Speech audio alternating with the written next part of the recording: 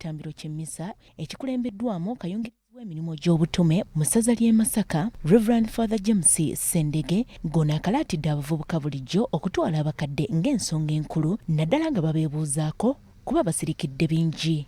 Buli kasonda k'ensi abakadde tubeetaaga kubanga kubo kwe twesigama.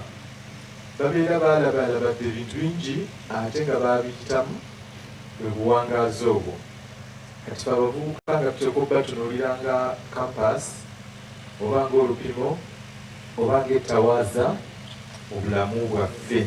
Ye amyuka Pokino Rose Nalubowa musajja akaawa mweraliikirivu olw'empisa z'abavubuka ezongedde okusiiwuuka buli lukya nga batuuka n'okwogera ebitayisika mu kamwa ku mitimbagano ekiviiriddeko abakadde okubeera mu bulamu obwennyamiza. Abavubuka b'omulembe guno eggwanga lye tulimu, engeri gye tutunuuliramu ensonga, engeri gye tututtemu eggwanga kitalo nnyo. Tubasaasira nti tugenda kubatta nga abamu temunnatuuka kubanga mwekanga ebintu bingi ebirimu biri ku mitimbagano. Abamu abafunye ku TV nga abazzukulu babagulidde ka TV, buli lw'otuula ku TV olaba amawulire agasasamaza. Mmeeya w'ekibuga Masaka Florence Namayanja asiimye aba Sebbina Foundation olw'enteekateeka eno n'ategeeza nti omuntu bw'akula yeetaaga okuyambibwako n'okubuddaabudibwa. Nti mu bitundu byaffe abavubuka kuba muba mukyalina amaanyi tusangayo abakadde abateesobola.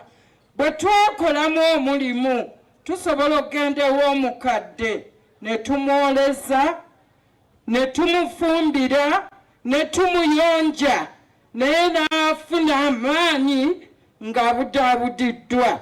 Akulembeddemu enteekateeka eno ng'era ye mutandisi w'ekitongole kino Javiira Lubowa Sebbina era nga ye Katikkiro w'ekika Ky'engo annyonnyodde nti mu kino bagenderera okulabirira abakadde n'okujjukiza abavubuka nti be bakadde ab'enkya n'olwekyo balina okweyisa obulungi n'okufaayo ku bulamu bwabwe okusobola okunyumirwa ebiseera byabwe eby'omu maaso.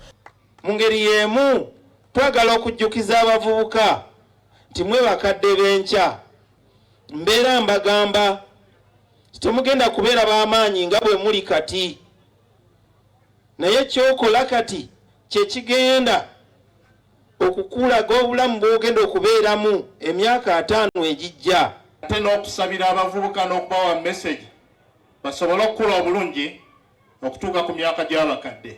Eyo Uganda gye tuluubirira, Uganda erimu abato, Uganda erimu abavubuka, Uganda erimu abakadde.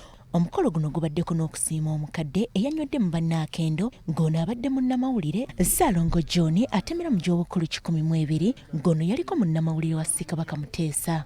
Sandro Nabaggala ne Betty Namawanda, BBS Refina gy'otobadde. Twebaza nnyo bakulu. Kyankizo nnyo okweyambisa abakadde abo singa bakyali balamu.